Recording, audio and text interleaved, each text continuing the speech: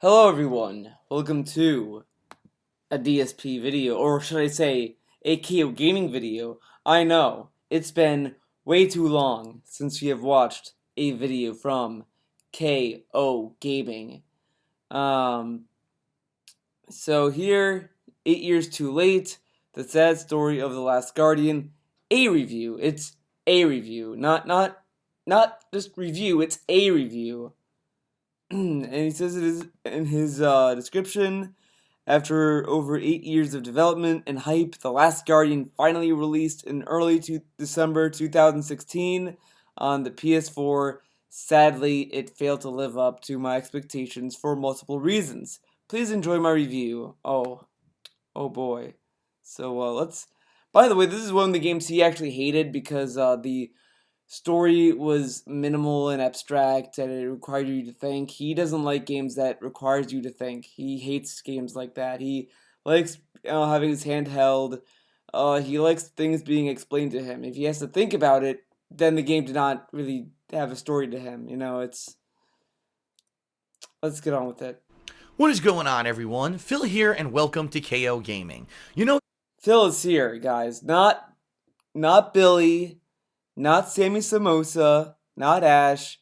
Phil. He is here for KOGaming. Sometimes in the game development cycle, things just don't go according to plan. Games that have a lot of hype, attention, and expectation behind.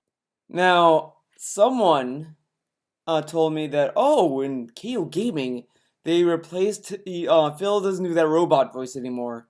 He still does the robot voice. This is the robot voice. It might sound a little more tame and dialed back, but that's probably because he was sick. Them end up seeing delay after delay. Sometimes they jump from different game devs to other ones or different public. They never jumped game devs. It was the same developer regardless. The issue that happened during the cycle was the director retired. He retired during the game development, but he said he was going to stick with The Last Guardian until it's released. And once the game is released, he would then retire. He would then not make games anymore. No one really jumped ship. It didn't change hands multiple times. It's the same team that started working on it. I don't know where this changing hands of developers came from for Phil, but that's a lie. And by the time these games finally get released to the public, they just don't live up to that massive amount of hyper expectation that was put behind them. Case in point. But see, this is the thing that's funny. He said that he was gonna go in cold. I wasn't gonna have any expectations for The Last Guardian, and we'll find out. And then here he says, 8 years of development and hype. The Last Guardian is released, and sadly failed to live up to my expectations. But if you had no expectations, then how can it not live up to no expectations? If you had no expectations, then it should have lived up to nothing. Because in order for it to not live up to zero expectations, the game should not have been released. In recent years, games like Duke Nukem Forever and Aliens Colonial. He praised Duke Nukem Forever. He loved that game. He even said to commend the developers for making the game. Marines, both of which originally had great promise, but by the time that they came out, sometimes 10 years after. But the thing with Duke Nukem Forever was that it incorporated multiple different gameplay mechanics over the years, so you could see the age show with Duke Nukem Forever. So that's why no one liked it. It was, the game was just a bland game because by the time that it came out, there were better games. Colonial Marines just had very shoddy, wasn't that the Alien game that Gearbox was working on, and they just took the money and put that into Borderlands 2 or something? I remember hearing something. I knew it was a certain Alien game that Gearbox was making where they took the money and they put that money into Borderlands 2, which was fucking shitty because the money was supposed to go to Colonial Marines, or whatever Alien game, not fucking Borderlands. The original development cycle began, these games felt dated, the graphics were outdated, they just felt wonky, If he's gonna apply the graphics to The Last Guardian, the thing is that it's a Team Ico game. They're not a graphic powerhouse. They never really made good graphics. I guarantee if their next game that they make is on the PS4, it's probably gonna look just like The Last Guardian. I guarantee that. Feel like modern full-priced retail experiences, they ended up getting critically panned and were huge retail flops. The subject of today's review is The Last Guardian, the newest game released from Team Ico, a very well-respected and well-renowned game development team for putting out games such as Ico, the co-op platformer, as well as Co-op platformer. It's a single-player game. If anything, The Last Guardian is basically Ico, but the girl is a giant being. Shadows of the Colossus, the unique open-world boss fighting game that were A unique open world boss fighting game. Shadow of the Colossus wasn't that unique. The only thing that was like that people liked about it a lot, the one thing that people loved about it was the huge boss fights, and that was it. both standouts on the PlayStation 2. And by the way, I'm not ignoring the stories and stuff like that. I'm not saying that isn't reason why people like the game, but generally, people talk about the boss fights in Shadow of the Colossus. Ico, they just like the art direction and the design. Some 8+ years ago, Team Ico announced The Last Guardian for PlayStation 3, citing that the console's new capabilities and technology Throughout the gameplay, it said 10 years. Now it's 8 years.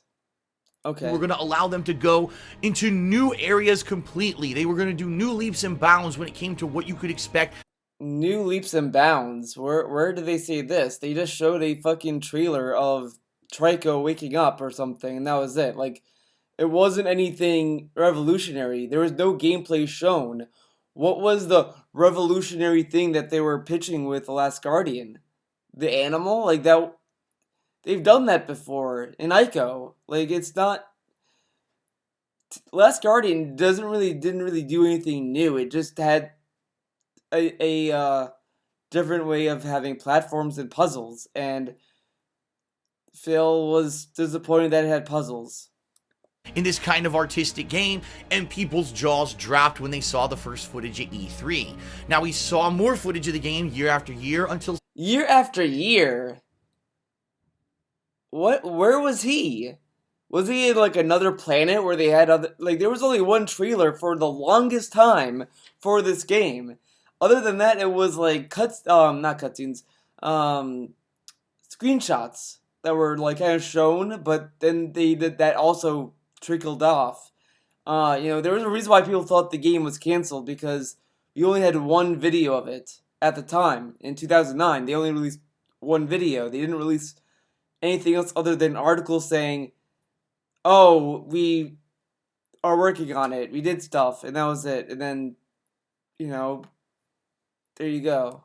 sadly around 2010, it completely vanished, and we Year after year, 2009 was when it was released. In 2010, it went off the deep end. But year after year, we saw gameplay stuff.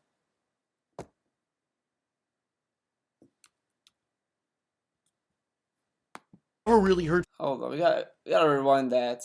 Jaws dropped when they saw the first footage at E3. Now, we saw more footage of the game year after year until sadly around 2010. The video was released in 2009. Then says we've seen videos year after year until sadly 2010 it dropped off. Year after year. Phil, you really need to think about what you're saying because, that doesn't really work out for you. Completely vanished, and we never really heard from it again until just a couple of years ago. I mean, some people had actually given up and said the game outright was canceled until finally we heard from Sony again. They said, no, it's not. Yeah, we went back to the drawing board a few times, but now the game... Where did they say this? They never said they went back to the drawing board. They just said that we're working on it. What is this research? He's just making up facts. This is all like made up. These are lies. He's lying to. I bet he never even was excited for this game. I bet he didn't even know this game was coming out. But he knows. coming out for PlayStation 4. But even then, the game saw even more delays and issues until it got one delay after that. I think it was one delay because I know they announced. Oh no, it was like two delays because it was early 2016. Then it got pushed back to October. Then it got pushed back to December. So I guess it was two delays. I guess. finally being released in early December of 2016. In this review, I'm going to outline the pros and cons. I'm going to let you know exactly what I think about this game after such a long development cycle. So stay tuned, and here we go. Stay tuned. Was there going to be a commercial there? I bet there was going to be a commercial there if you turned off ad blocker. First off, I should know. Number one, I've only played Shadow of the Colossus. I've never played the original Ico, so I don't really have that frame of reference in this review. Also, I'm playing The Last Guardian. So he's comparing this to a game that is a completely... Like, Ico is probably the best game you can compare this to because they have the same similar kind of thing where you're kind of going through a level with another character. It's basically the same thing as as Ico. While Shadow of the Colossus, you're just kind of fighting bosses, unless you want to compare Trico to the horse. On the plain vanilla PS4, I do not have a PS4 Pro, and sadly in this regard, I think that my review may not be equivalent to others who actually have purchased and are using a PlayStation 4 Pro, simply because it has now been reported that The Last Guardian It's now has been reported, not when the game came out. It's now been reported. Performs drastically better on the Pro.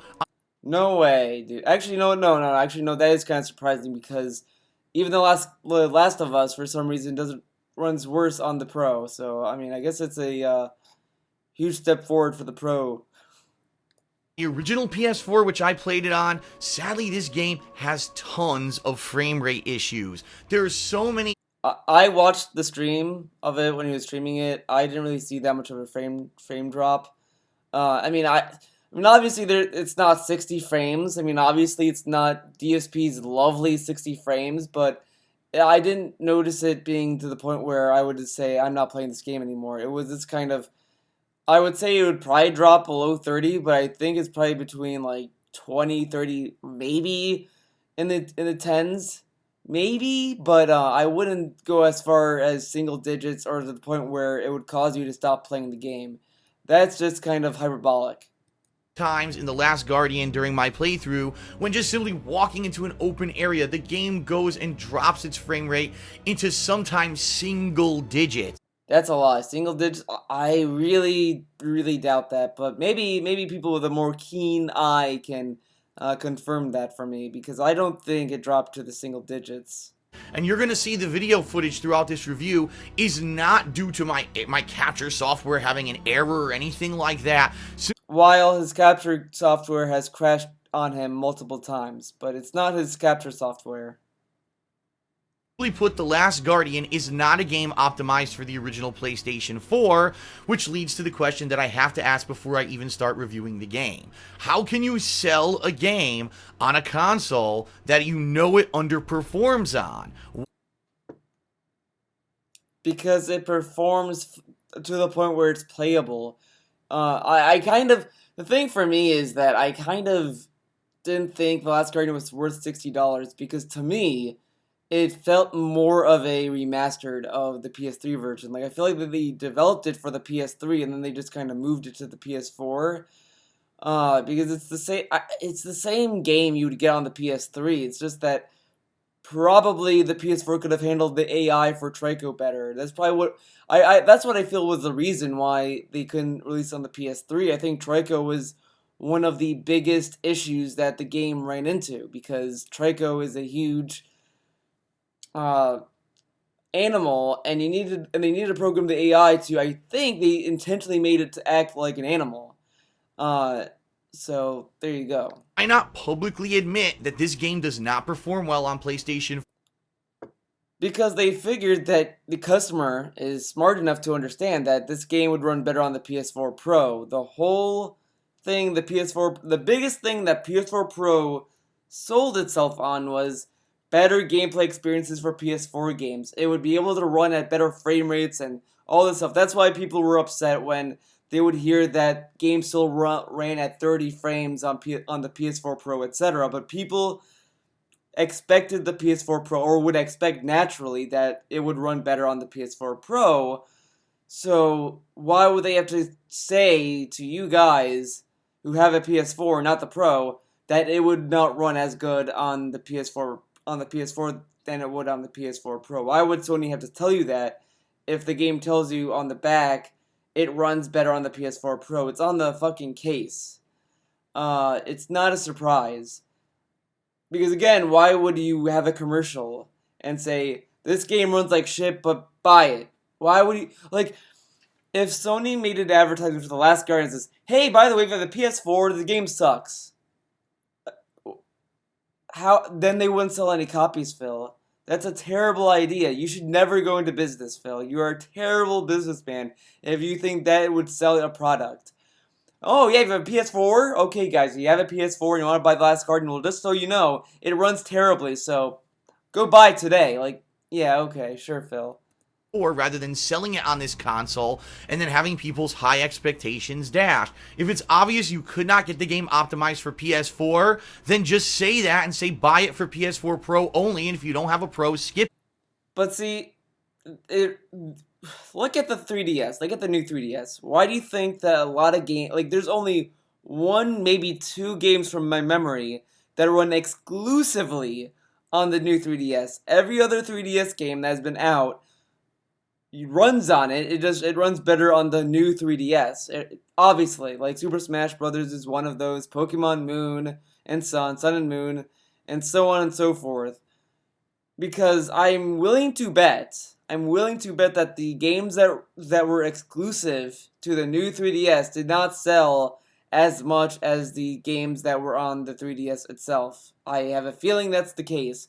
So if The Last Guardian was a PS4 Pro exclusive, a lot of people who bought the PS4 probably would feel burned because they probably would not want to buy a PS4 Pro, and it probably would not sell nearly as much if it was a game that was was available on both platforms. Phil, please don't go into business. You fucking suck at it. Because honestly, I feel my experience was greatly hampered and hindered by the incredibly low frame rate in a lot of places in the game. Alright, now that I got that off my chest, let's actually get on to the game mechanics and other stuff in this review. Here you go. Much like other games from Team Ico, The Last Guardian is relying a lot more on kind of a connection or a feeling between the characters, an unspoken bond, some kind of relation between the characters that isn't necessarily relayed by spoken dialogue, but more their actual interactions in the game. The main character, who is just the protagonist that really has no name, wakes up in a cave alongside... He has no name, so you can be immersed into that character. So, you know, it's like this giant creature that seems to be injured and also chained. You basically don't know what to do. Is this creature going to eat you or not? You don't know. So then eventually you help it. You unchain it. You pull spears out of its body that seem to be hurting it. You feed it some barrels of food. Next thing you know, the creature's kind of befriended you, although you're both kind of apprehensive and you're not really sure where you are or if you should trust each other or how you even got here. And so that pretty much is the story of The Last Guardian. It's between this humanoid and this large creature, which eventually we begin to call Trico, as they find cooperatively how to get through different areas, whether it's just basic platforming, whether Trico is going to allow you through boosts or other kind of mechanics to get past certain puzzles, whether you just jump on top of Trico, a la the climbing mechanics of Shadow of the Colossus, of which it's incredibly similar in this game.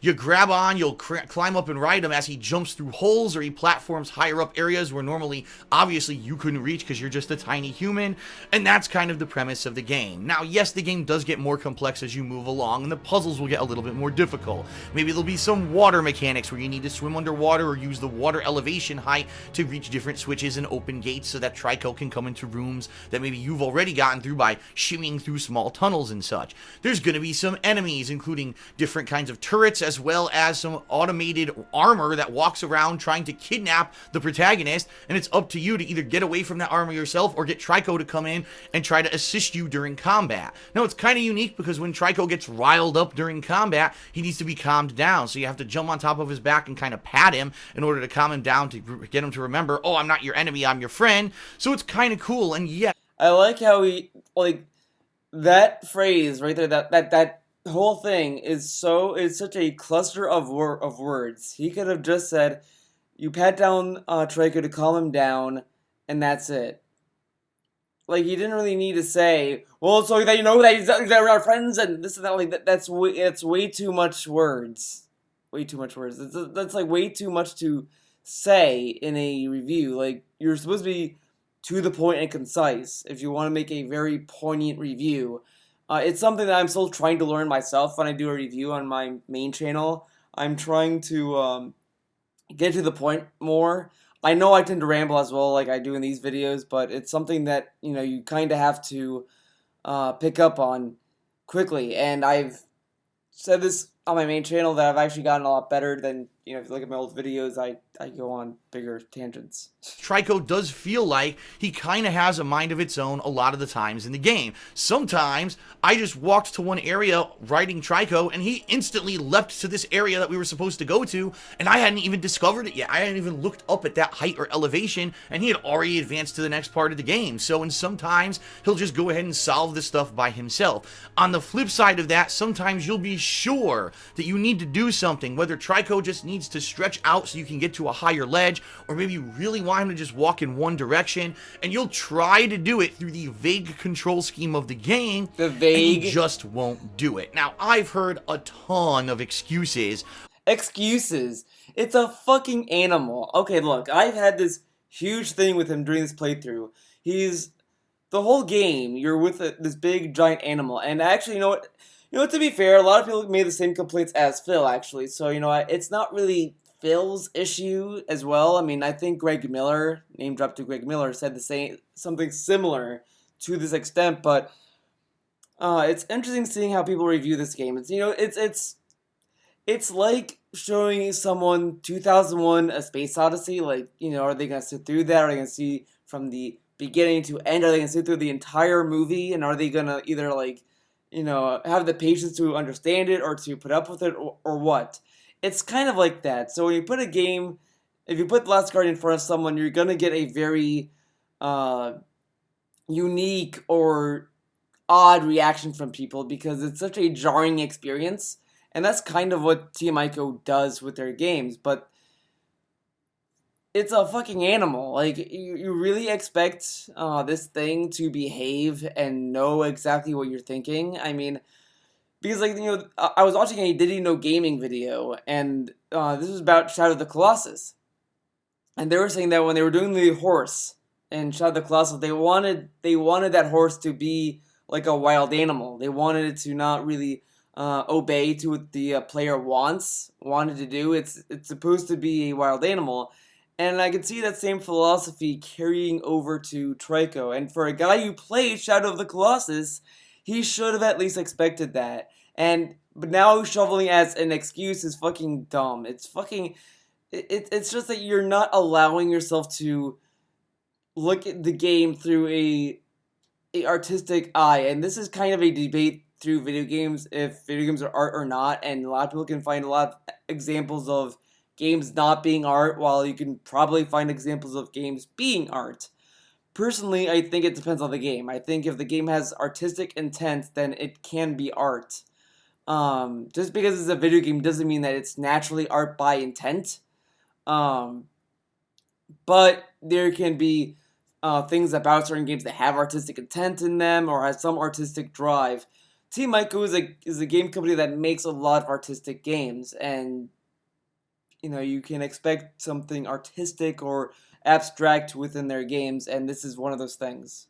Of why this is. Some people say, oh, well, that's because it's supposed to be realistic, and in real life, animals don't always obey you, even when you train them and such. And other people are like, well, it's because the control scheme really is kind of imprecise. It was done that way in order to maybe increase the difficulty of the game, so that you can't just dash through every single puzzle. Sometimes you have to double or triple command Trico to do things that you want him to do. In any case, it's definitely annoying, because especially when you think... It's definitely annoying, like having an animal. Like, you know, like look if you just get a puppy. You get a puppy, okay? You know, you're like, oh wow, a puppy, and he's not he's not house trained, he's not housebroken or whatever. Uh, you know, when if you leave that puppy alone, he's gonna start pooping and peeing in the house, and you're gonna have a lot of presents when you get home from work or whatever.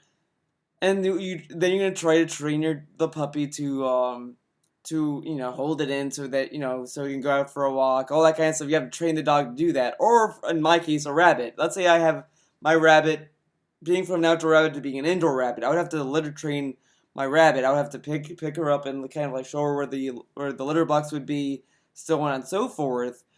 But you know, I would probably get frustrated. You know, each time she doesn't use the litter box or whatever. You know, it's that kind of stuff. It's a fucking animal. I mean, you know, the animal isn't. An animal can be smart. Don't get me wrong. An animal can be smart, but they're not going to be the same level of intelligence as a human. I mean, you know, like they're smart, but they're not going to be like, you know, oh, I'm going to build a house. I'm going to do this and that. You know, they're not going to fucking do that. You've got something solved and you're trying and trying and trying, and Trico just seems to not listen to reason or do whatever you're telling him. Listen to reason. He sounds like as if he's like talking to it, like, okay, Trico, we're gonna go over there. And Troy's like, no, I'm not going over there. Trico, I mean, we have to go over there. There's a pathway there. No, fuck you, I'm not doing that. Trico, come on. Like, that's what it sounds like. All you're doing is fucking doing buttons. You're not really talking to the fucking thing. It's a fucking polygon. You can't reason. Well, you can't really reason with an animal. An animal can't fucking comprehend English. I mean, they can associate things with certain things, but they're not gonna have you can't have a conversation with a dog. I mean, I'm sorry. I tried to have a conversation with my rabbit. Doesn't really work out. Really can get frustrating, especially in certain parts of the game when he'll turn around and completely go backwards several steps and sometimes even entire rooms for absolutely no reason. This game is begging for a modern control scheme.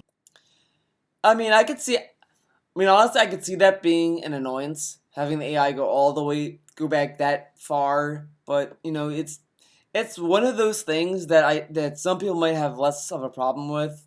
It seems to be a personal issue with the game. Like each issue that each person has is gonna be different. Some people don't mind it. Some people don't. I've if you follow Rocco Bodie's Tumblr, he actually talks about this, and he said, and for him, he said, I never had this frustration with Trico. I mean, it's just you're there with a wild animal, and you just kind of have to train it, and it just kind of works out.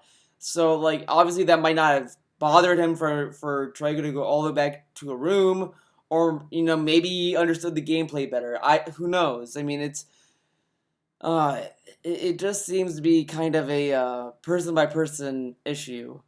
Why couldn't they simply put a little targeting thing out there so you could say, go right there? Instead, you just hold a bumper button and hope to be pointing.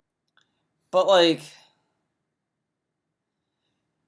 I don't know. See, I feel that Phil was aiming with the character, but he wasn't aiming with the camera. I think that was the other issue. I think you have to aim with the camera and the character facing a certain direction for it to go. Multiple times in his playthrough, he didn't turn the camera in a certain direction, or he would turn the camera but not the character. Like, I think both the camera and the character have to be looking in the direction that they're going.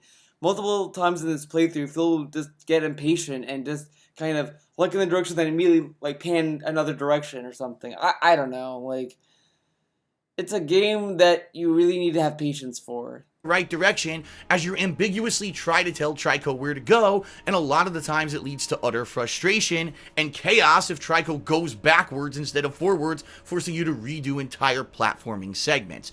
I don't know what they were thinking with this. Again, I think maybe it has to do with this incredibly long development cycle that they had. I like how he just said earlier that it was the animal stuff that there's like, I don't know where they were going with this. Maybe the stuff that you said before with it being an animal was what they were going for. Like that's the thing that astounds me with Phil, is that his brain latches onto an idea. Like, someone tells him an idea about the game's mechanics. He accepts it, but he doesn't link it. He doesn't link that thought with the thing he just said. He can't link the two together. It's like he doesn't think that maybe those puzzle pieces match. Maybe there is a connection between the game mechanics of what they were trying to go for and it being an animal. He can't see that being something that could possibly interlock and be a mechanic or a idea or anything. He can't seem to form it. But whatever. And I really think that it could have been done better. But ultimately, the gameplay of the game is very basic. Get from point A to point B, find a way out of whatever. It's a platformer. What platformer is not basic? Mario games have been basic for like for 30 years now, or 30 plus years, whatever. They've been pretty much basic. Run and jump, jump, jump, jump, run, jump, etc., etc. Simple as that. Room you're in, whether it means getting Trico through a door that's locked, getting yourself through a door that's locked, destroying certain enemies, finding a way to platform across certain chasms, and the like. There will be very few times in the game where you have to do something unique. For example, maybe Trico will be injured, so now you have to pull more spears out of his body and feed him some more energy so that he'll heal, because he can't jump high enough to get out of that room until he heals some. So there is a little bit of variety in the gameplay of the game. Yes, there are some other characters that kind of show up during the course of the game, although there's never any more spoken dialogue, so there is a little bit of variety, but ultimately, the game just feels very basic. Basic platforming, basic survival, nothing too complex here. It's a fucking platformer. What more do you want from it? Like, you're controlling a giant animal. What more do you want? I mean, like... Now, knowing Team Ico, I know that this is a dev team that works with stories and development of relationships between characters without spoken word. That sometimes can work, and that sometimes can backfire horribly. In the case of The Last Guardian, the relationship between Trico and the protagonist is a unique one and an interesting one because it really is one of trust. Over the course of the game, at first they're apprehensive of each other, they might not even trust each other. He repeated something he said in the beginning of the fucking review. Like, I know I ramble in reviews on my main channel sometimes, but I fucking write a list of what I want to say. And if I start repeating a point, I stop recording and I start over because that's fucking redundant. Then by the end of the game, they're rushing to each other's, aid in times of need and crisis, and it really is a cool situation to see that develop over the course of the game. But it does need to be said that the actual plot of The Last Guardian is lacking significantly. The fucking plot is developed through your interactions with the environment. Like, if you paid attention to the environment, you can put two and two together. The temple he's in kind of seems man-made, potentially. So maybe the humans formed this gigantic machine, or, whatever, with this energy to satisfy these beasts, because you saw in a cutscene that these beasts fed on humans. So maybe, crazy idea, that someone formed this thing so that these things would not be feeding on humans.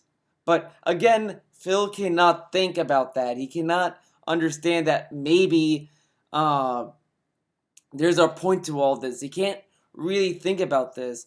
It's just that he expects the game to tell you, this is why this is here. And it's people like this that kind of kill any hope for unique games, because the story is very minimal. It's like, as I said before, watching 2001: A Space Odyssey, you would probably not see another movie like that. I mean, Arrival that came out this year is kind of like that, but it still had a lot of dialogue to tell you what's going on. Like, you can sit there and be like, oh, I understand what's going on. While 2001 just kind of dropped you in, and you just kind of had to put things together. And each time that I've seen it like 2-3 times maybe. Each time was like a different experience. It's like each time I see something that I might have missed, or maybe something that is completely new, and it aged great, because it doesn't look like, oh, this was a movie done in the 60s or 80s or whatever. It looks new still. But back to The Last Guardian, the story is supposed to be this thing where you look at Trico and you're trying to understand what is this animal, and you learn about him as you go on through the game, as you go on through this labyrinth of a tower, trying to trying to understand these things. Um, but ultimately, this just not sitting there and having an abstract critical mind about this, you're not going to get anything out of it, like Phil here. I played the game for 3.5 hours and only saw one actual snippet of any kind of backstory of what happened with these two, and it really takes almost 6 to 7 hours to even try to get any kind of an inkling of what the hell is going on in this game. In fact, I'm not going to spoil because it is one of the biggest reveals of the game and one of the most interesting things, but the last hour of The Last Guardian has most of the story reveal in it, and I'm sorry, but because do you know how storytelling works? Like, naturally, when you get near the end, the story starts to pick up in every story. I mean, sometimes people put little things in the beginning. It's really about pacing. Pacing matters, but this is a short game. It's a short game, so it gets away with that. But every game, the story doesn't pick up till near the end. Like Final Fantasy 15, for example, for me at least, I'm still in the beginning of it, and I just can't get far. I just haven't gotten pulled in yet into the story. But I feel that the more I play, the better the story will get by the end. I might like the story by the end. I just don't know about the beginning. Some games have this. Some stories have this kind of pacing. in this modern era, you shouldn't be expected to play 7 to 10 hours of gameplay before you get any kind of an idea. But you know what's funny coming from Phil is that this is the same guy that said that, oh, the common YouTuber wants instant gratification.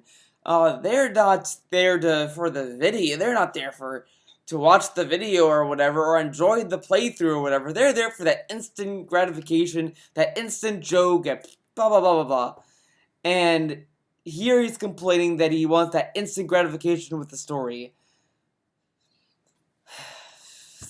Funny Phil. What the hell is going on in a video game? It leads to boredom. It leads to kind of, oh god, another boredom, dude. If I was playing that game, honestly, like, I wanted to get this game. It's just I could not find a hook for me to pay $60 for, because because I just didn't like the angle that they were going for with the little boy and the animal. I didn't really like where they were going with that, but I love the style. I love the atmosphere that Team Ico puts into their games. That was the one thing that I wanted to get into the game. That's why I'm waiting for a price drop for The Last Guardian, because I love this kind of atmosphere. I love it. So that would naturally draw me to go from start to finish, because that would immerse me. I would love what I'm doing. I mean, I would put up with it, but it's just that right now I can't see myself paying $60 for this game, personally. Another room to get out of, more platforming. Can't someone just please, for the love of God, tell me what's going on in this world or universe, so at least I've got some kind of a hook for a reason that I want to keep going. The hook is the fucking world you're in, nothing else. And I get the feeling that the modern gamer, sadly, may have an issue with this. This is a niche fucking game. Everyone knows what Team Ico is, and they know what kind of game to expect. And if someone who doesn't know what Team Ico is, do you think they're gonna buy this fucking game? Let's get fucking real, guys. Let's fucking think about this. You're in GameStop. You don't know what fucking, whatever. You're at GameStop and you want to buy a game. You have $60 and you're ready to buy a game. You see Final Fantasy 15. Watch Dogs 2, and The Last Guardian.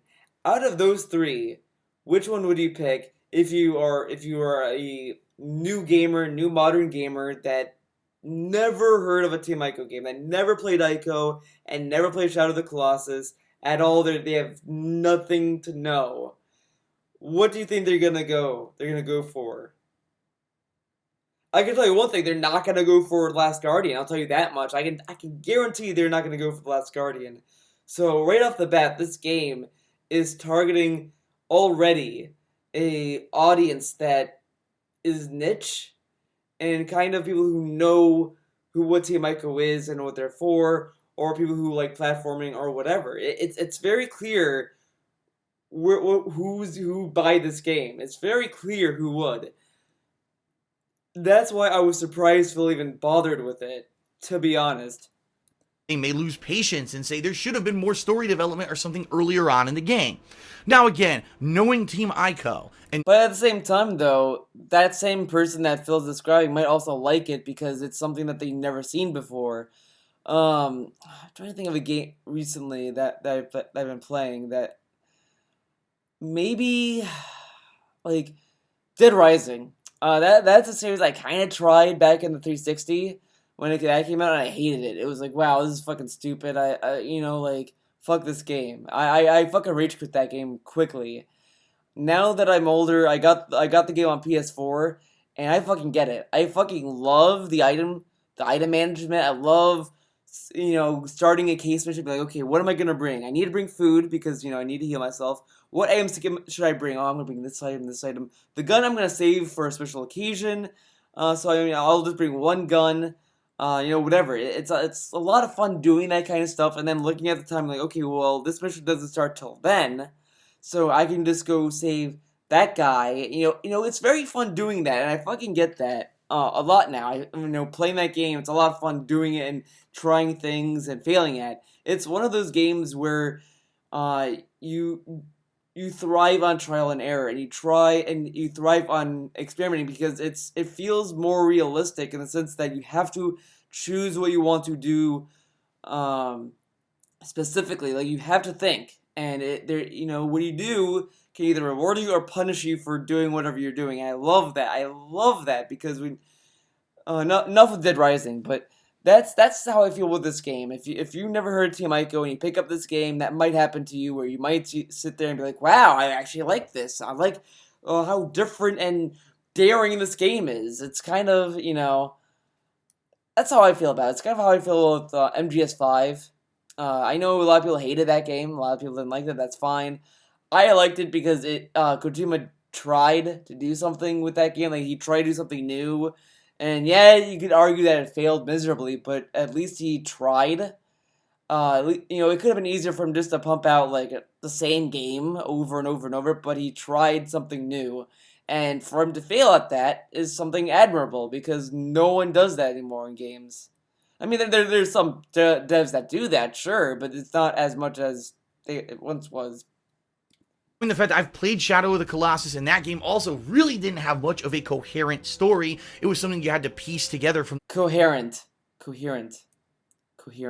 things going on in the game. I can say, okay, it's more of the same, and it's what Team Ico was going for. But here's the difference between Shadow of the Colossus and The Last Guardian. Shadow of the Colossus had tons of unique bosses that were all different. Yes, each boss itself was a puzzle, and you had to uniquely solve each one. So even though you didn't know what the hell was going on with the story, you were challenged and you were interested because you figured these bosses are probably part of the story. With The Last Guardian, it's just a lot of generic platforming and puzzle. But like, so he's saying that since there's variety of enemies, you can kind of put together the story. But here you see robotic or soldiers, whatever, and other creatures in the game, but you can't think about the story like with that. Oh, let's hear that again. You were challenged and you were interested because you figured these bosses are probably part of the story. With The Last Guardian, it's just a lot of generic platforming and puzzling that you've probably done in other games before. In fact, So, what was the other game that had a giant animal? I don't know. I mean, there might be one that I might be missing. I don't know. go as far to say, if you played the Uncharted series on the Uncharted, really? You're gonna compare this to Uncharted? Yeah. Okay, Phil. Fucking stop sucking Nathan Drake's dick, dude. Fucking PS3 and Uncharted 4 on the PS4, if you've played the recent Tomb Raider games, you've Tomb probably Raider. Yeah, let's compare this to fucking Tomb Raider because it's the same fucking game.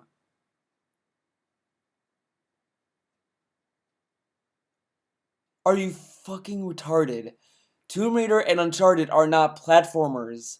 Yeah, they have platforming things and puzzles, but they're not fucking platformers. I love Uncharted. I played Uncharted 1 through 4. I played a little bit of Tomb Raider, the reboot one, whatever. Those aren't platformers. I liked Uncharted, but those aren't platformers. I'm sorry, Phil. I'm sorry to burst your fucking bubble, but those aren't platformers. Puzzles similar to these in this game.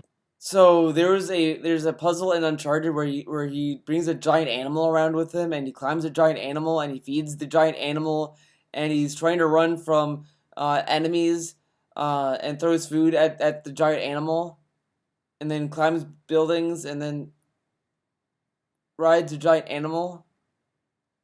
When did that happen? 9 times out of 10, and there's very little uniqueness to the puzzles of The Last Guardian out of any game that you've probably played in the last 10 years. So really, the problem here isn't the game itself, it's the fact that this game was supposed to be released 7 to 8 years ago But the thing is, if this was released on the PS3, that when it was originally supposed to come out on, that was around the time Uncharted came out. Like, they were, I think, 2009. I think they were probably leading up to Uncharted 3 at that point. Because I think Uncharted 1 was 2007, Uncharted 2 was 2009. I don't know. I don't remember when these Uncharted games came out, but it was around that time. So if this game came out, it wouldn't have made a difference because Uncharted isn't a fucking platformer. Each time it would have been a unique experience. You probably wouldn't have gotten bored with the puzzling or the platforming back then because it was one or would have been one of the first games to have this kind of stuff. But we've already had entire other The reason why he got bored with this game was because there was no boss fight. There were no boss fights like in Shadow of the Colossus. There wasn't anything like that. He didn't like it because it was pure platforming and it was hard for him. And the game required him to think. He hates games that require him to think. Just like at Inside, and you see why he doesn't like games that require you to think. Guys that have already done it, and this game ends up feeling more like a boring rehash with very little story, rather than a unique and epic artistic experience, which is what the... It does feel like an artistic experience because of how the game looks, how it tells its story, how the platforming's set up.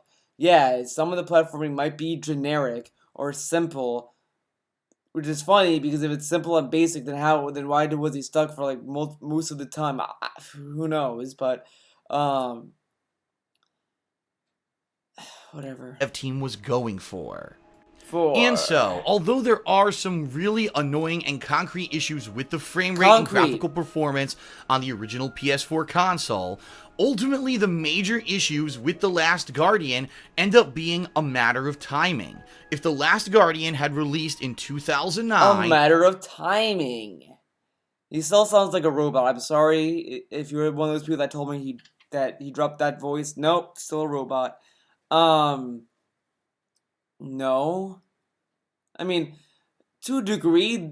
Actually, no, I take that back. To a degree, he has a point, but it's a fucking Team Ico game. I mean, you know what to expect with that game. I don't think that if they made a game for the PS4 right now, I don't think it would be different, to be honest. Before the last entire console generation of platformers and action games, it would have been groundbreaking and revolutionary. We all would have gasped at these graphics. We all would have said, wow, what amazing puzzle and platforming mechanics that we've never seen before. The problem is, the last generation, we saw all this before. And the bottom line is, in the entire 10 to 12 hours that I... Yeah, we saw this in Uncharted, remember, guys? Remember? This is just like Uncharted, guys. ...played The Last Guardian, there were probably, I'm not exaggerating here, only 2 times when I was a little bit stumped at what exactly I was supposed to be doing. That's right. Hold on. There were probably, I'm not exaggerating here, 10 to 12 hours that I played The Last Guardian, there were probably, I'm not exaggerating here, only 2 times when I was a little bit stumped at what exactly... 2 times. I would love for someone to watch his playthrough in its entirety. Not this is how you don't play, because that is going to be tainted. Watch his raw gameplay and count how many times he was stumped. Count. I really doubt it was 2 times. Call me fucking crazy, but if it'd take him 2 times for him to get stumped, if he got stumped only 2 times in that game, then I'm a fucking pro fighting game player. I am number one at Evo then, if that's the case. Are you fucking for real? Exactly I was supposed to be doing. That's right, and I'm certainly no brainiac, and I'm no master Oh, don't worry, you don't have to tell us. We know you're not a fucking genius. puzzles or platforming, but even I rarely found myself challenged by any. He does that. My god, this fucking guy. He was having diva moans and fucking crying during the fucking playthrough of the game. Are you fucking... What the fuck, Phil? Are you fucking high? That is a lie. Maybe the... You know what? No, actually, no. I'm starting to believe that he was sick because maybe he forgot how many times he was truly stumped. Are you fucking kidding me? 2 times? 2 times. Wow. Sure, Phil. Maybe in your little world it was 2 times, but I'm gonna go with more than 2. Okay. Thing in The Last Guardian. Now compare that back to when I played Shadow of the Colossus, and there were entire bosses that I was stumped, and it took me multiple tries to try to figure out how to kill. Again, see, this is the thing. I think he's embellishing more about his playthrough on KOGaming because he's banking on it, on the fact that maybe the people who watch KOGaming haven't watched DSP Gaming. You know, so he's banking on people taking Phil on his word in this video without checking his fucking playthrough and seeing how bad he is at the game, because I am seriously fucking dying on the inside that he's trying to convince me he was stumped only 2 times. That is fucking laughable to me. I really don't understand where you got that idea from, where you got that number from, like... Some of these things. In The Last Guardian, I pretty much coasted through the entire game. Coasted through the entire fucking game.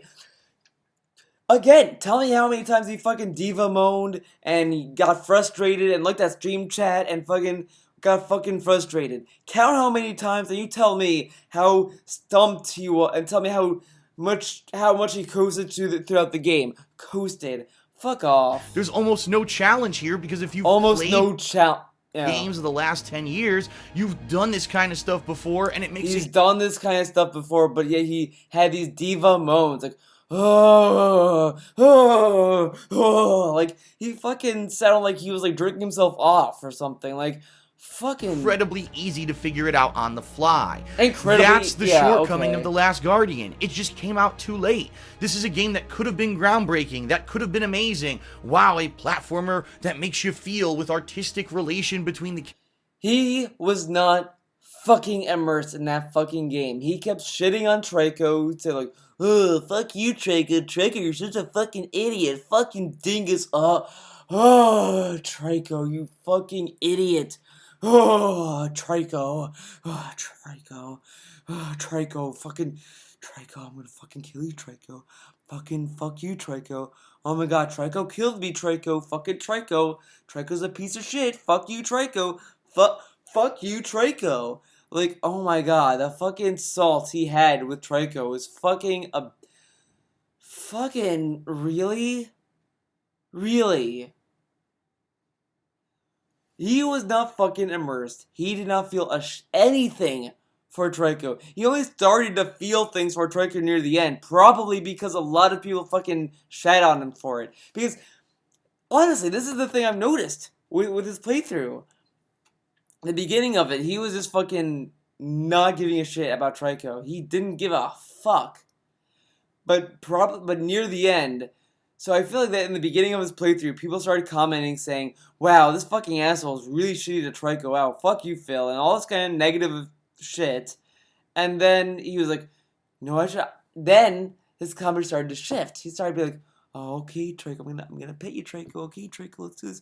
I mean, yeah, some of this all did overpower him and he started getting salty. But man, he was not fucking immersed. Are you fucking for real? Characters and character development that he had no effort. He put no effort into giving a fuck.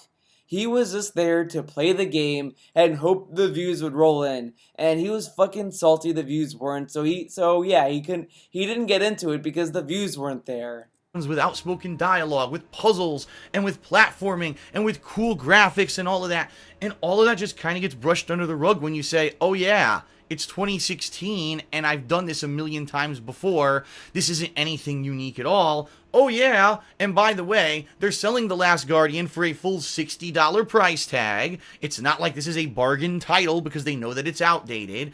And by the way, there's zero replayability in the game because guess what? There's no collectibles. There are no hidden items, nor are there multiple ways to solve the puzzles. Were there collectibles in Shadow of the Colossus?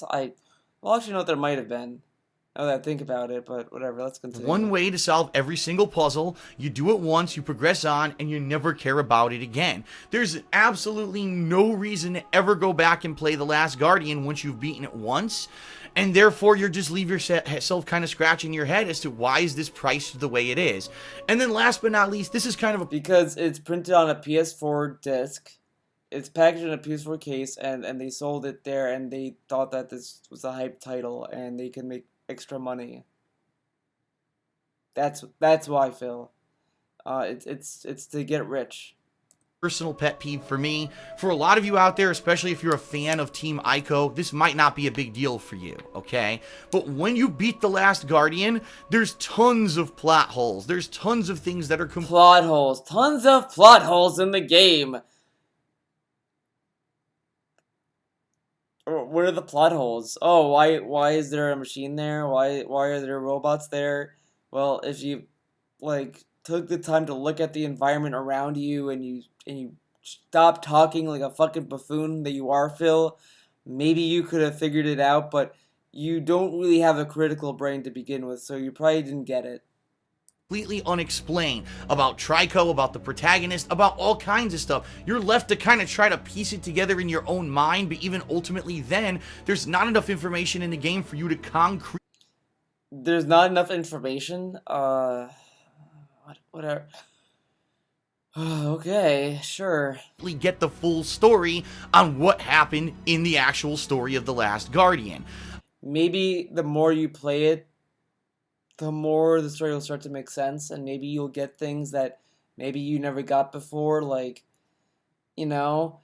that's the thing, at the end, he was like, oh, well, spoilers, by the way, so if you haven't beaten The Last Guardian, I apologize, I'll wave my hand when I'm done, so mute the video right now, and I'll do this when I'm done, okay?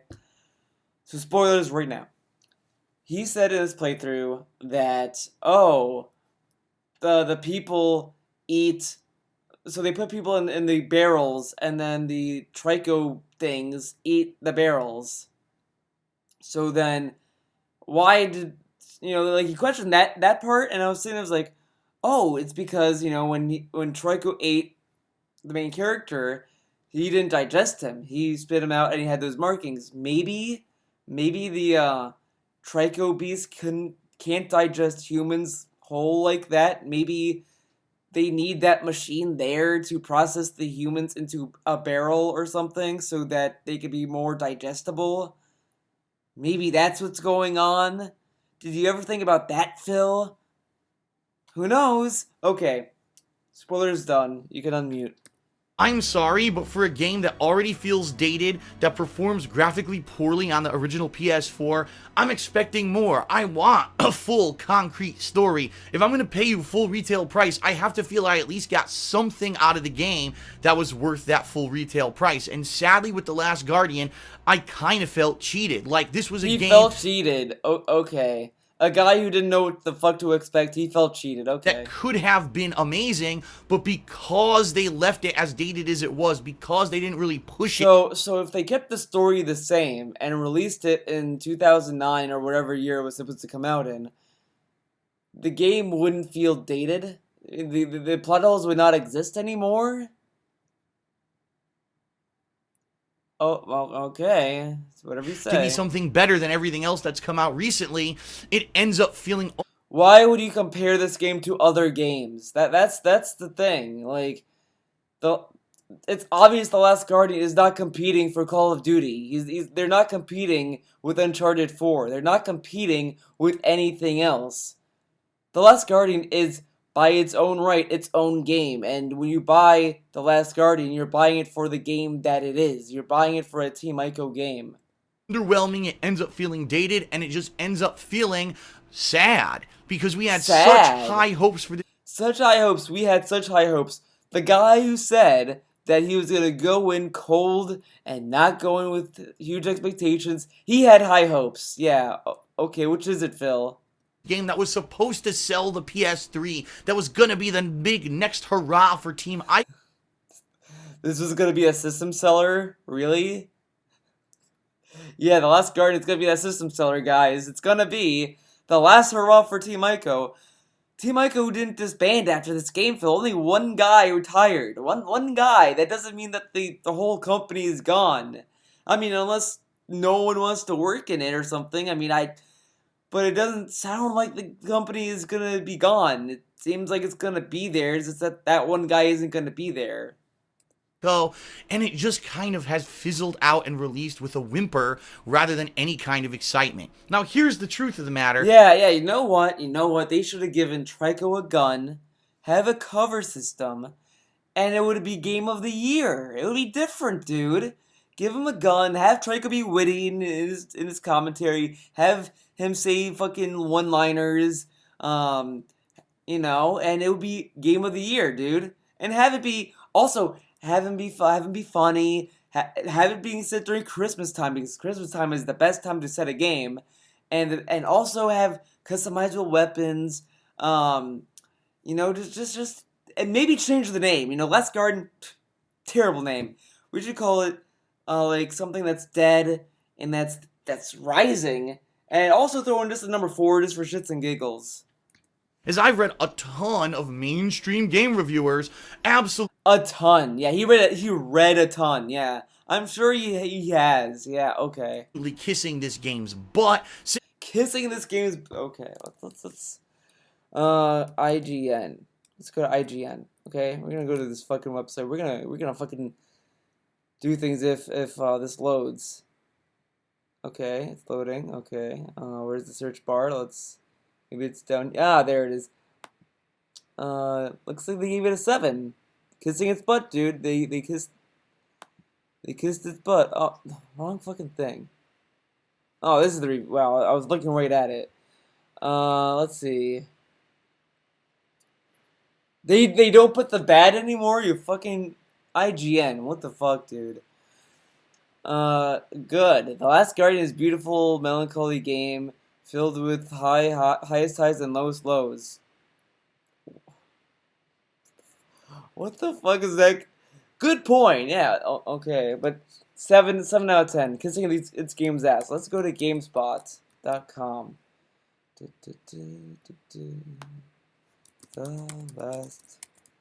I probably spelled The Last Guardian. Yeah, I spelled it wrong. It's G-U-A-R Guardian. Ha! Did it, guys. I learned how to spell. Did they even review it? They gave it a 9. Really? A 9? Do they? Oh my god. Stop. So what was their review? Good, incredible animation, subtle puzzles that teach you to be observant, breathtaking level design, packed with tense and heartfelt moments, portrays an unforgettable relationship. The bad, basic button prompts persist to the end, occasional slowdown. That sounds like Phil's review right there, kind of. I mean, but he didn't like. But the puzzles weren't subtle, so move that to the bad. They're not subtle, I guess. Not subtle, and I mean, they're pretty easy, I guess. The animation, we're not going to talk about the animation. The performance killed it, apparently. Breathtaking level design. No, the fuck level design. We're not going to talk about level design in a KOGaming review. KOGaming reviews, they never talk about level design or any artistic thing to do with the video game. That's the problem with Phil. He doesn't see any artistic value in games when there is clearly an artistic value, like a level design. There's a lot of art that goes into that, like Doom, Uncharted, Metal Gear. All these games have artistic direction. That's why when you look at a credit, there's art direction, art director, and all this kind of stuff, because there's a lot of stuff that goes in artistically. But Phil never talks about level design. He doesn't talk about that because I guess the frame rate was hiding it from him the whole time. I guess, or he needs his glasses. I don't know. He doesn't really talk about anything about the heartfelt moments or anything like that. But he read tons of reviews where reviews were kissing its game's ass, and the GameSpot review was the highest I've seen. But again, I don't really look out for game reviews that much anyway. That it's one of the best games of the year. I can't even tell you that it would make my top 10 games of 2016, and that's I would laugh if it made it in.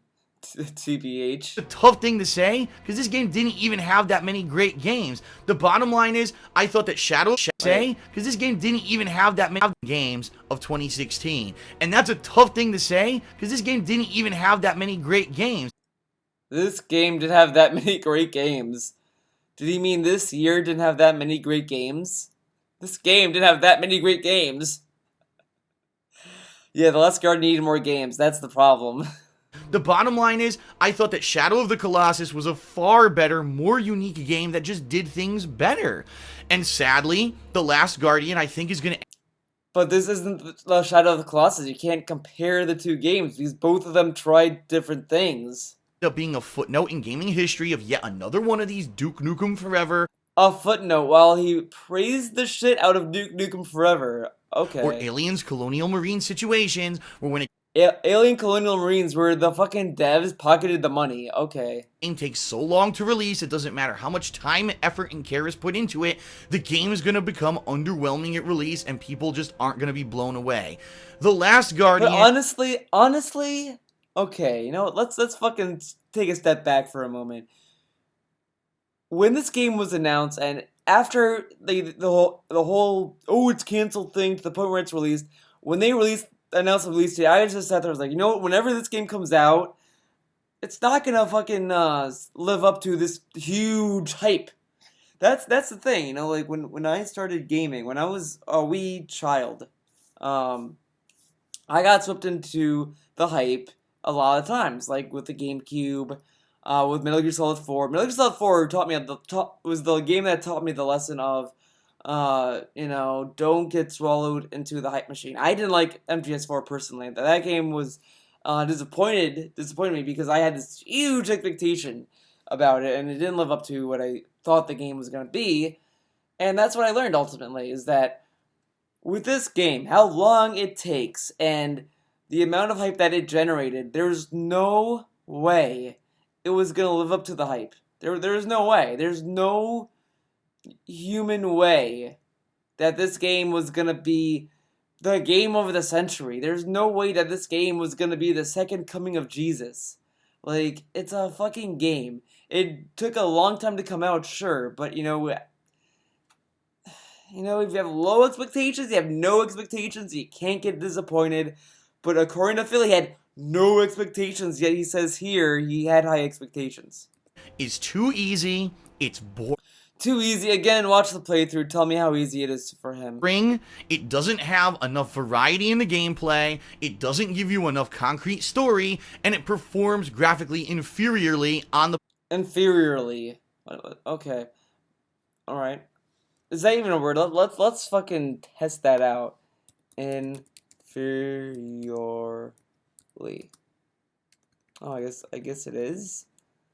I don't know, guys. I mean, hold on, let's...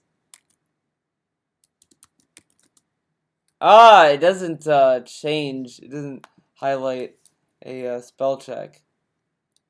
So let's just go to Google, because I know Google, has spell check. Inferiorly.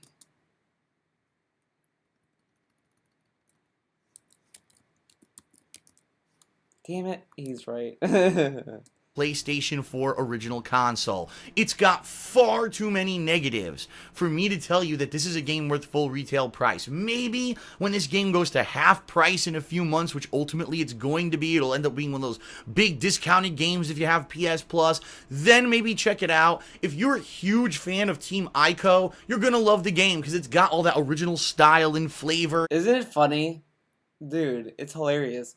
During Final Fantasy 15, he shat on people for being Final Fantasy fans. Like, he was like, oh, well, the fans are gonna praise Final Fantasy 15 because they're fucking fanboys. Fuck them, fuck that, fuck. And then here, it's like, if you're a fan of Team Ico, great game. And it's like, oh, okay, different tone about fanboys, I guess. All that kind of artisticness that Team Ico games have. But ultimately, if you're someone who's been around for the past 10 years and you've played a lot of video games, you're going to feel massively underwhelmed by The Last Guardian, and that's just the sad fact. Sad fact. And so, as a fan of Shadow of the Colossus and someone who is eagerly anticipating the release of The Last Guardian for the past 9+ years, sadly, I have to be real with you when I review it. The realest motherfucker on the internet, ladies and gentlemen. All factors considered, the massive amount of shortcomings, the fact the game is underwhelming, the fact the game is too short with no replay. Again, he just said this. Like, this video would have been 10 minutes if he just cuts out the amount of time he repeated himself. It's too easy, graphics that don't perform well, and the fact that the game just feels like it's 9 years too late. I've got to give... I love how inconsistent these years are. During the playthrough, it was 10 years. Now it's 8 years. Now it's 7 years. Now it's 9 years. How long, Phil? Pick a year and stick with it. This is the most inconsistent thing I've seen in a review of his in a long time. So there's that. I mean, and his reviews are widely inconsistent, but like in the same video having inconsistencies like that. Okay. The Last Guardian, a 7 out of 10. It's not a bad game. It is fun. An IGN review, dude. Wow, dude. He gave a score just like IGN. It works, but there's just too many annoyances and things that make it feel like an outdated experience for me to recommend to buy. I would say, again, either get it when it's a discounted price tag in a few months, or maybe give it a rental, because after a nice weekend, maybe it'll feel like a good experience, but certainly I wouldn't recommend giving $60 for a game that's this dated.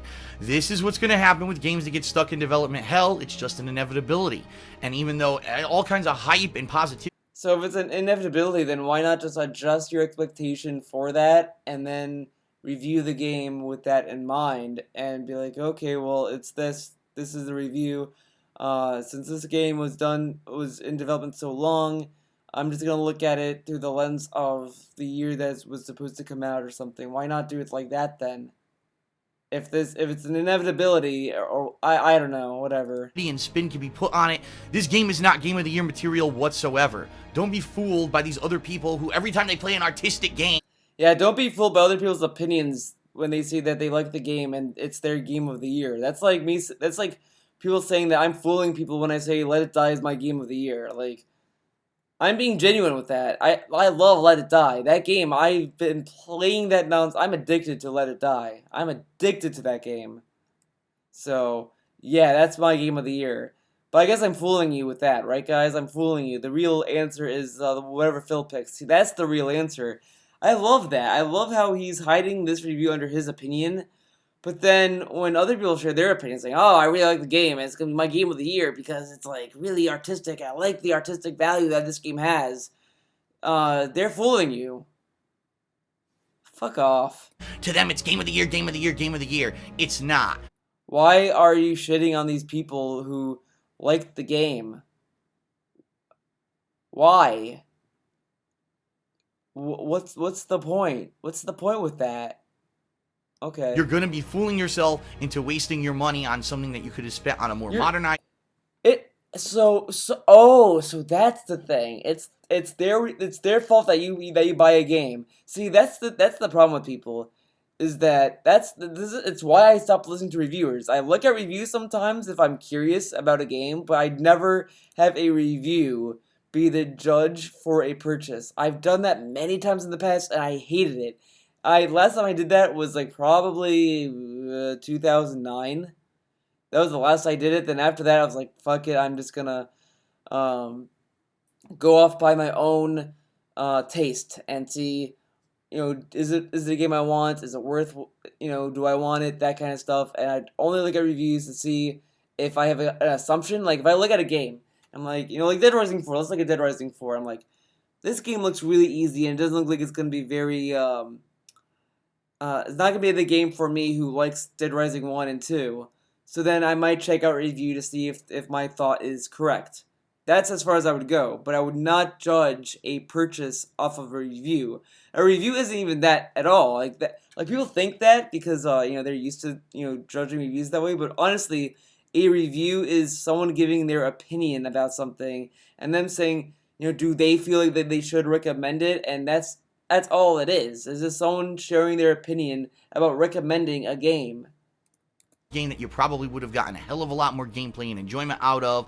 The Last Guardian is okay for what it is, but it certainly isn't groundbreaking, and ultimately for those of us who are looking for something better, it is a disappointment.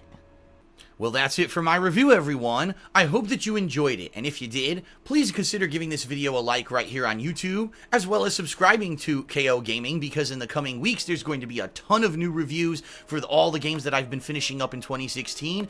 He has to fucking say, oh, stay tuned for future reviews. And also, let's look at this little plug here. Thank you for watching. Check the video description for links to my raw... Oh, okay, never mind. I thought that he dropped the raw playthrough for a second. I skipped the raw playthrough part. So, never mind. This is see you next time. Well as my upcoming year-end series that I really think you're going to enjoy, so please click the subscribe button. In addition, please check out the description of this video where you can find a link directly to my raw playthrough of The Last Guardian on my other gaming channel, which is all raw gameplay, as well as to my Patreon. And of course, please check out my... How does he mispronounce Patreon? It's Patreon. It's O-N at the end, Phil, not E-N, I-N, or A-N. I mean, wear your glasses. TV channel, which I've just recently returned to, and I am live streaming almost daily there. Brand new kinds of gameplay. Almost daily?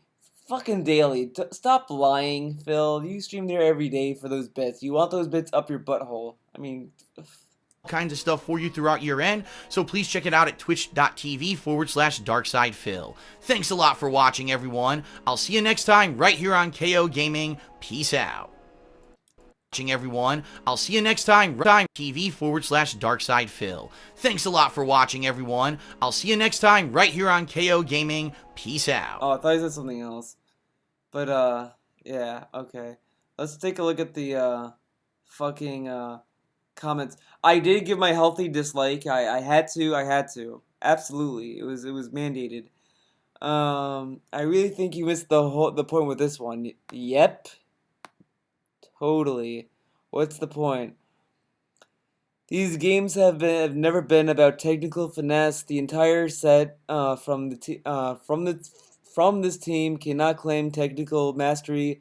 Their aim is more in the realm of connection, understanding, and emotional journey. If approached from purely technical aspect, sure, it's a failure.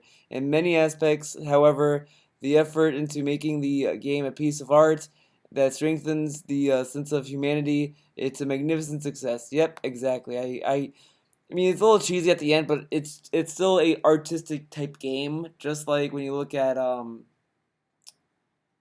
what was it? What is it? When you look at why am I blanking on this? Journey. He hated Journey, and that game is a artistic game. And I enjoyed that game. Whoa, you really do have some devoted haters. Just the second uploaded, and one dislike already. The Mindless Kids, yeah, Mindless Kids, dude, totally. I think it's because he dared to say it didn't live up to his expectations. He had no expectations to live up to. I'm here for the snorts. Well, there are no snorts. You're here for the robot voice, buddy. Yet another PS4 bomb. Hope you're excited for the Switch, Phil. Another PS4 bomb? What was the other PS4 bomb? What? Okay. Obviously, I have a feeling he's a Microsoft or PC fanboy. Just saying. I like turtles in my opinion. Okay. Artistically, this game is great. Technically, it's a mess. It's not really a mess, but I watch PewDiePie play it sometimes, and he had a few FPS drops and some pretty bad ones, like 10 FPS. Really sucks you have stigma from your Let's Plays. I would have picked this up if not for your opinions on this gameplay story. Thanks for the review. That's the saddest thing about these reviews is that people like shot a butt, uh, whatever name that is. They just take this guy's review seriously. Like that review is a terrible review. Like listen to it. There's nothing expressed in it. He doesn't really go into any thought about it. He just kind of hits a rough line. He kind of Anita's his reviews. He's basically Anita Sarkeesian for his reviews. He kind of talks about a little idea about a game and then just kind of drops it. He doesn't really talk about his experience or his thought about it. Like he just kind of says, "This is bad. That's good. This is bad. That's good. This is bad. That's my review." And it's just like, yeah, generally that's what a review is, but the best thing about a review is explaining in a way that makes it more entertaining than just listing instead of sounding like you're going down a list. Yeah, I've said in this video that I write down a list of things I want to talk about in my review, but I also um, explain about each point in my own words. Like if I'm talking about like Ruby, I'll talk about the animation. I'll be like, oh, well, the animation's kind of stiff. Like usually when you watch, in some instances, the animation can be kind of stiffy and floaty. There's not a lot of weight or oomph like you would see in most animes. Like when I see like Legend of Korra or Last Airbender, there's a lot of weight and oomph in a blow. While in Ruby, in some cases, it just feels like that that the characters are hitting fluff. That kind of stuff. I try to elaborate what I'm getting at instead of just saying this is wrong. That's instead of saying the animation in Ruby is stiff sometimes, but the art style is great. It just doesn't really sound like you're very devoted with what you're reviewing, and you want to sound as if you were devoted to what you're talking about. Because if you don't, then why would the viewer care? Doesn't matter, man. It's out. I'm gonna own it. Period. And Homefront is one of my favorite shooters this gen, and you shit all over it. Again, pre-patch. It's $5. Rebuy it, replay it, and re-review it.